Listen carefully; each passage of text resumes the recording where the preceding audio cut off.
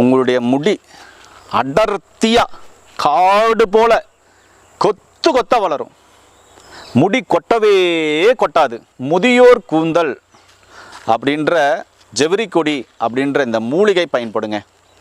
இந்த மூலிகை பார்த்திங்கன்னா ரொம்ப ரொம்ப அற்புதமான இந்த ஒரு மூலிகை. இது மினிமம் பார்த்திங்கனாக்கா 5 அடி 7 அடி 10 அடி வரையும் வளரும். சமூலமாக எடுத்து அதனுடைய வேறு தண்டு இலை பூ காய் எல்லாம் சமூலமாக எடுத்து